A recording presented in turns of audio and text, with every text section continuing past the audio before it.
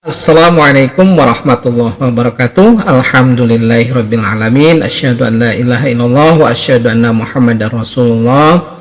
Raditu billahi rabba wa bil islami dina wa bi Muhammadin nabiyya wa rasula. Rabbi syrah li sadri wa yassir li amri wahlul 'uqdatam min lisani yafqahu qawli. Halo, apa kabar semuanya? Semoga Anda semuanya dalam keadaan sehat dan mendapat rezeki yang barokah dari Allah Subhanahu wa taala. Kita lanjutkan ya sharing kita sesuatu yang menarik lagi ini ya, tentang manajemen laktasi dan produksi susu pada sapi perah ya. Nah, kita bahas satu-satu. Nah, manajemen laktasi dan produksi susu adalah kunci keberhasilan dalam usaha peternakan sapi perah. Tentunya dong kita menginginkan susu atau produksi susu melimpah ya, tidak hanya melimpah dalam jumlah kuantitasnya tetapi juga kualitasnya yang kita harapkan juga maknyus nantinya ya. Oke. Kemudian laktasi merupakan proses ya yang secara fisiologis di mana sapi akan menghasilkan dan mengeluarkan susu setelah melahirkan. Jadi susu itu dikeluarkan setelah melahirkannya. Nah, tidak ada cerita kalau proses itu tidak dijalankan, tentunya tidak akan berjalan ini. Jadi step dari ini dikawinkan dulu sapinya atau di IB, setelah bunting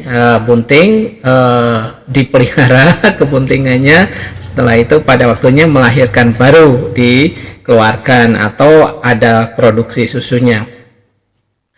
Kemudian keberhasilan produksi susu ini akan bergantung tidak hanya pada kualitas genetik sapi ya, tetapi juga faktor lingkungan, nutrisi dan praktek pemeliharaan yang optimal. Memang benar genetik itu penting, tetapi tidak kalah pentingnya adalah faktor lingkungan, di mana kita harus siapkan nutrisi yang baik ya, kemudian tata laksana pemeliharaan yang baik dan lingkungan yang mendukung supaya ternak kita atau sapi perah kita itu berproduksi dengan optimal. Nah, kita akan membahas dalam kesempatan ini ya bagaimana manajemen laktasi serta tips praktis ya yang bisa dilakukan untuk apa? Untuk meningkatkan produksi susu yang efisien dan berkelanjutan tentunya ya. Oke.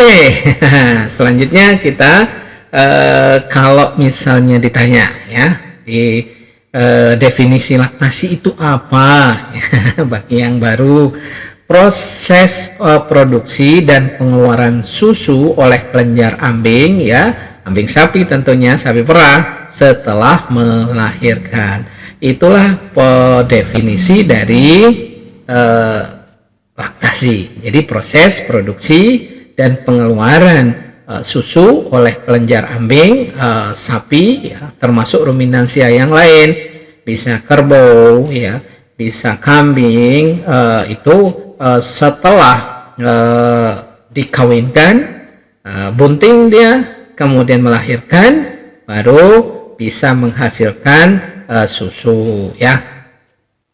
Kemudian yang perlu diketahui pula ya, ada fase-fase laktasi ini yang harus kita pelihara. Yang pertama itu adalah untuk sapi perah ya, adalah fase puncak laktasi. Biasanya produksi susu tertinggi dicapai antara 2-3 bulan pasca induk itu melahirkan ya. Ini benar-benar harus dibuat strategi. Jangan sampai terjadi penurunan yang sangat drastis, penurunan yang curam.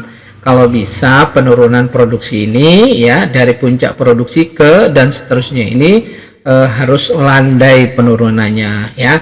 Kemudian nanti setelah fase puncak ini ada fase pertengahan laktasi, terjadi produksi secara penurunan nanti secara bertahap. Nah, disinilah penting peran lingkungan, manajemen, tata laksana, pemberian pakan dan lain-lain, bahwa jangan sampai produksi susunya nanti ini menurun secara drastis. Nah, Fase yang ketiga biasanya yang fase akhir laktasi, di mana produksi menurun secara tajam menuju masa kering ya. Kita harapkan masa kering ini nanti setelah fase akhir laktasi ini ada masa kering kandang ya, di mana kita siapkan ternak kita supaya bisa memulihkan ya, baik di sel-sel ambingnya dan mempersiapkan juga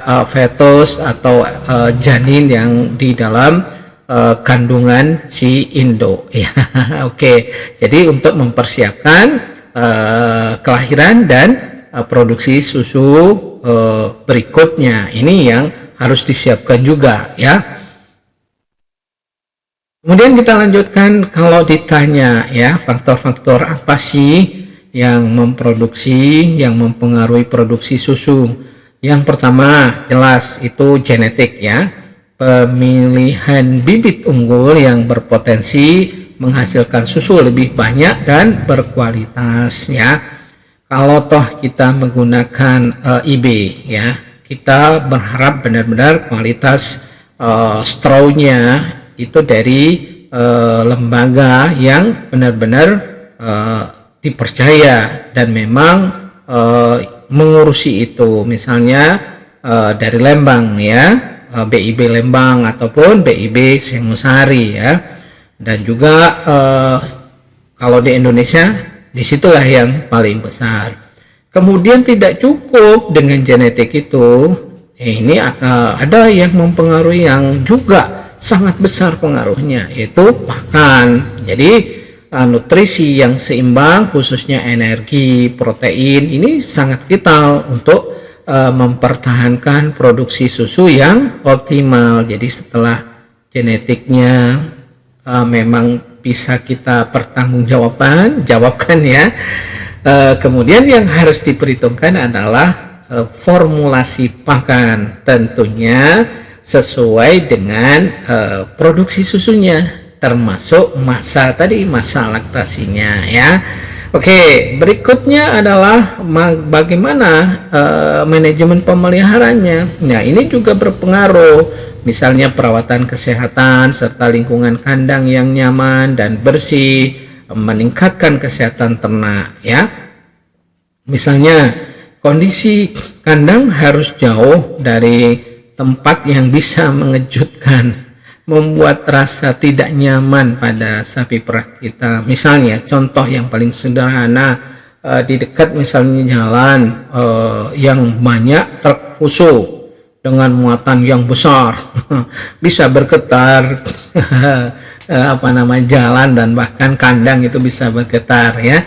Nah, itu kalau bisa yang agak masuk saja di tempat yang asri, di tempat yang tenang ya, atau jangan di dekat pasar ataupun keramaian. Nah, ini adalah salah satu upaya ya, supaya pemeliharaan kita itu menjadi optimal nantinya. Ini akan berdampak pada produksi susunya.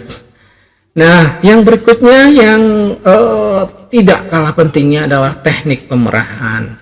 Pemerahan yang tepat dan higienis ini mencegah kerusakan ambing dan infeksi serta seperti yang sering terjadi pada ternak kita, itu adalah mastitis. Harus benar-benar kita lakukan dengan baik ya.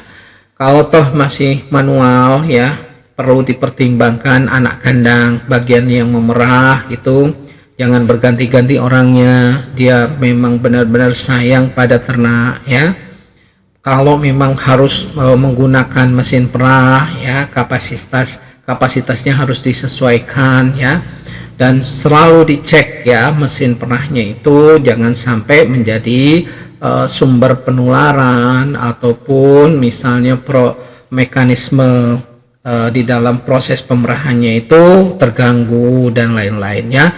Ini semua rangkaian yang harus kita perhatikan ya, untuk mendapatkan produksi susu yang optimal ya, mulai dari genetik, makan, manajemen pemeliharaan atau tata laksana pemeliharaan, termasuk teknik pemerahan yang benar. Apakah kalau misalnya menggunakan wool hand ya, kalau yang manual ya, ataupun teknik stripping atau knevon ya, silahkan disesuaikan dengan kemampuan tenaga atau SDM yang ada. Oke. Berikutnya adalah teknik manajemen laktasi efektif ya. Misalnya pemberian pakan berkualitas. Tentu kalau misalnya ternak kita produksi susunya sangat tinggi, misalnya di atas 30 ataupun sampai 40, ini harus memberikan pakan yang kaya energi dan protein untuk memenuhi kebutuhan sapi selama masa laktasi itu. Kalau tidak dipenuhi ya, itu akan berdampak yang besar, nanti terjadi penurunan produksi susunya, kan rugi. Ya, padahal kalau kita kelola dengan baik bisa kita pertahankan ya dalam waktu yang cukup lama. Ya, inilah keunggulan dari sapi perah, dia akan menghasilkan penghasilan harian yang cukup besar selama dikelola dengan baik ya, terutama di pakan ini.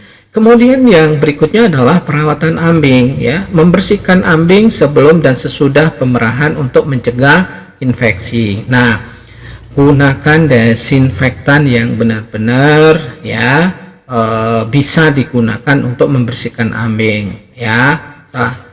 Ada di beberapa daerah yang mereka berinovasi, tapi mungkin inovasinya tidak terlalu benar. Ada yang menggunakan, mohon maaf nih, kita menyebut merek, bukan endorse ya. Ada yang menyebut ada yang menggunakan membersihkan ambing itu dengan By-Clean. Memang efektif, tetapi itu bukan peruntukannya gitu loh.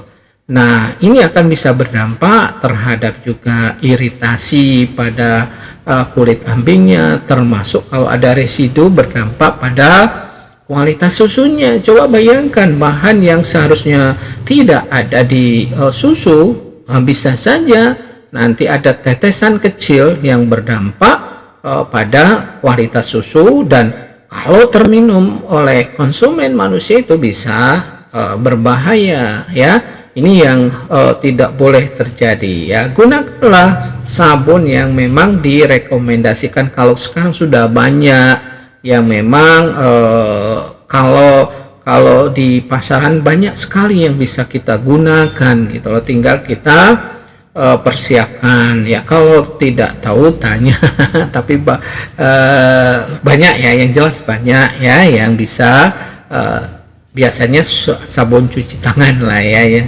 yang di tangan kita aja nggak ada masalah ya, apalagi juga di ambing juga nggak akan masalah yang kalau misalnya sangat lembut ya. Nah, berikutnya jadwal pemerahan yang teratur. Memerah susu 2-3 kali sehari secara konsisten untuk menjaga produksi dan kualitas susu. Nah, ini tentang jadwal ini ya. Ibaratnya sapi perah itu mempunyai jam biologis ya, harus benar-benar dipertahankan, termasuk yang memerah ya, tenaga, termasuk jangan misalnya kebetulan kita ada acara ataupun apa ditunda ya, ini akan berdampak pada produksi susunya. Inilah bagaimana kita mensiasati ya. Kalau tidak terpaksa betul, itu harus dilakukan dengan sesuai dengan jamnya ya.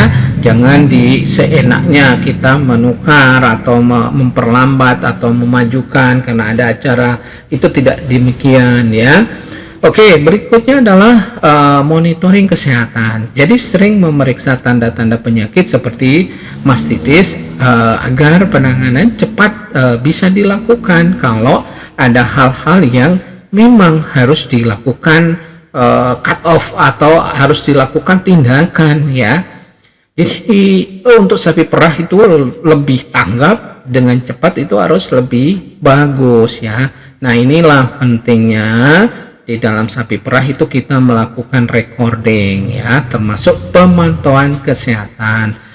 Memang ya, kalau misalnya di perusahaan yang sudah besar, sudah menggunakan teknologi ya, teknologi informasi sekarang yang sudah banyak digunakan ya.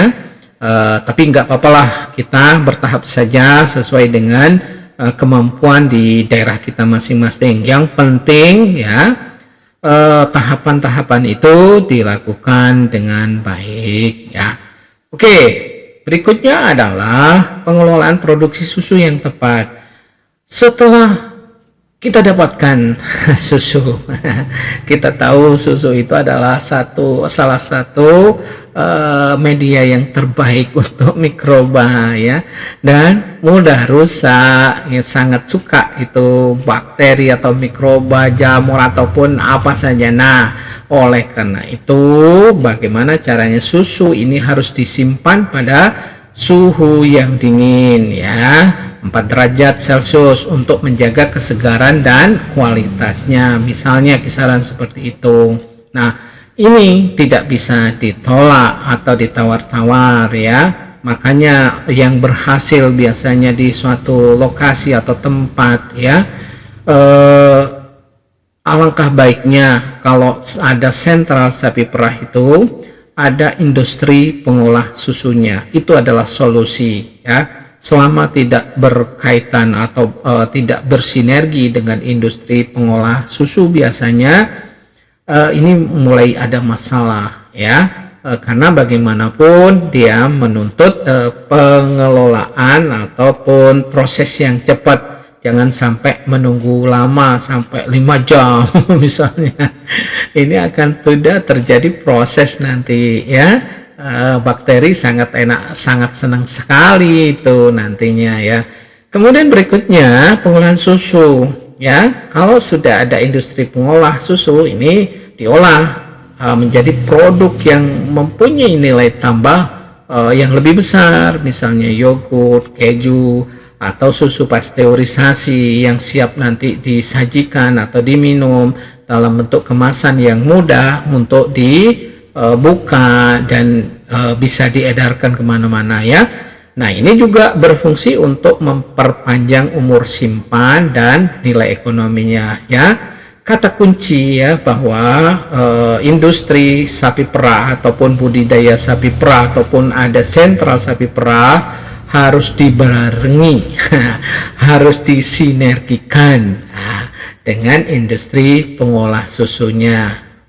Kalau bisa jangan ditawar-tawar lagi nih, karena memang banyak pengalaman di lapangan kalau tidak terintegrasi dengan industri pengolah susu biasanya jadi masalah ya, terutama bagaimana mau diapakan termasuk daya simpan tadi ya.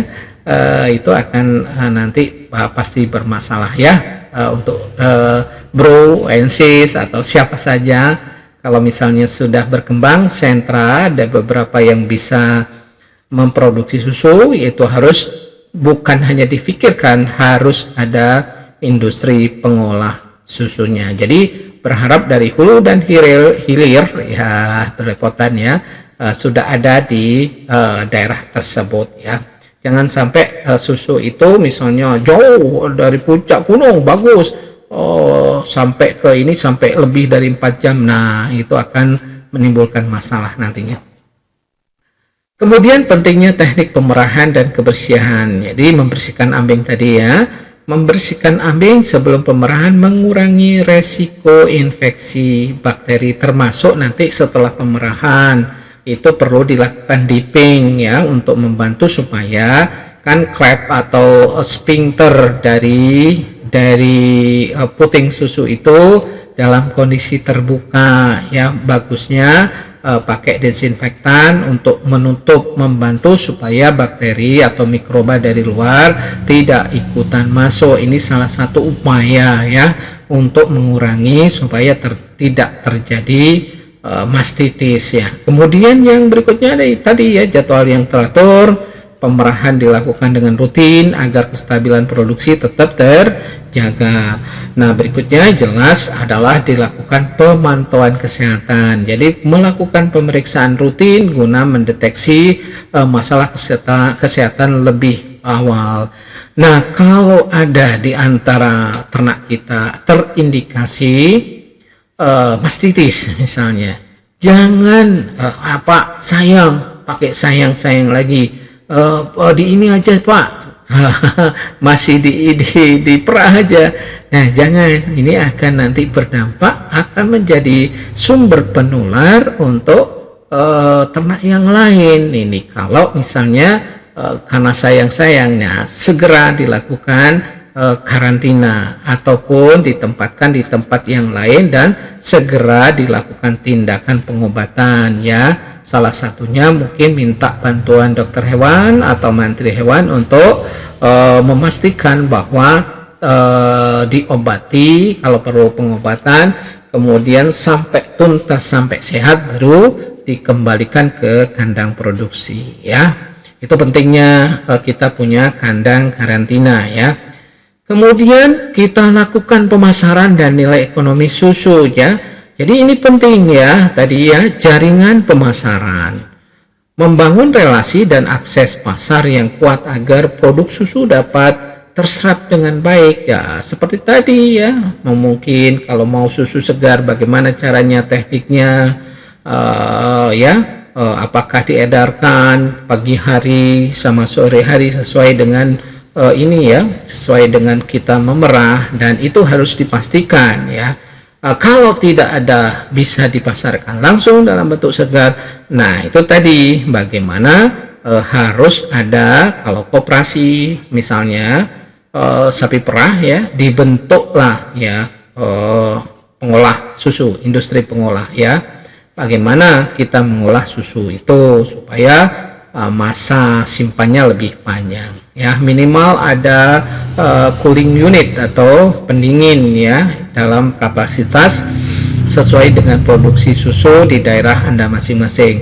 Kemudian pengolahan produk susu, jadi menambah nilai produk dengan diferensiasi seperti yogurt, keju, kefir, dan susu pasteurisasi ya. Banyak varian varian olahan ya yang bisa kita lakukan, tinggal bagaimana pasarnya di daerah masing-masing, kesukaan di berbagai tempat tersebut. Kemudian berikutnya adalah pendapatan peternak. Jadi kalau kita berharap ya, kalau sudah prosedur mulai proses dari budidaya, dari hulu ke hilir, farm sampai to table ya, ini sudah bisa dilakukan ya, insya Allah peningkatan akan terjadi, peningkatan produksi dan produk bernilai tambah berkontribusi pada pendapatan peternak ya. Pendapatan peternak kalau sudah seperti itu, insya Allah dia akan menikmati dan stabil ya. Bagaimanapun protein hewani itu sangat diperlukan oleh semua orang ya, karena kita tahu protein hewani termasuk susu ya, ini mengandung asam amino esensial yang sangat dibutuhkan oleh semuanya, bukan hanya balita ya, ibu hamil, bahkan manula juga memerlukan ya kalsium, fosfor dan seterusnya ya, untuk asupan yang baik untuk pangan atau kebutuhan seseorang itu ya. Ini yang harus kita perhatikan ya. Kemudian kesimpulan dan langkah selanjutnya ya, yang pertama yang harus dilakukan adalah kelola laktasi itu dengan tepat.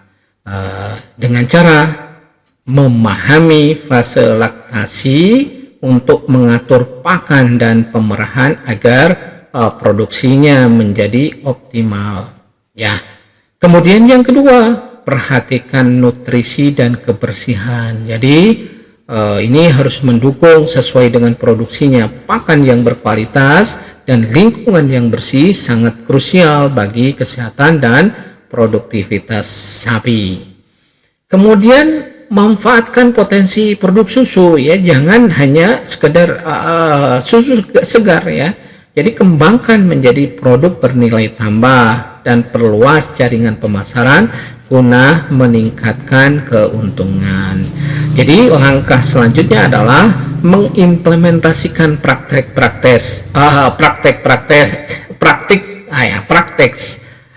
praktek atau best practice ini ya secara konsisten dan melakukan monitoring hasil untuk keberlanjutan usaha peternakan sapi perah yang kita pelihara. Insya Allah kita optimis ya bahwa kebutuhan akan susu ini jangan mengandalkan pada impor, apalagi dengan kondisi sekarang pasar luar lagi gonjang-ganjing. Nah ini dolar lagi naik, ini akan berdampak pada konsumsi susu ya. Mungkin itu yang bisa disampaikan pada kesempatan ini ya, mudah-mudahan bermanfaat ya, mudah-mudahan membantu membuat semangat kita semua semakin menggelora agar kedaulatan pangan, ketahanan pangan di bidang protein hewani ini bisa tercapai dengan baik ya. Nasrun minallah wa fathun qarib. Wassalamualaikum warahmatullahi wabarakatuh.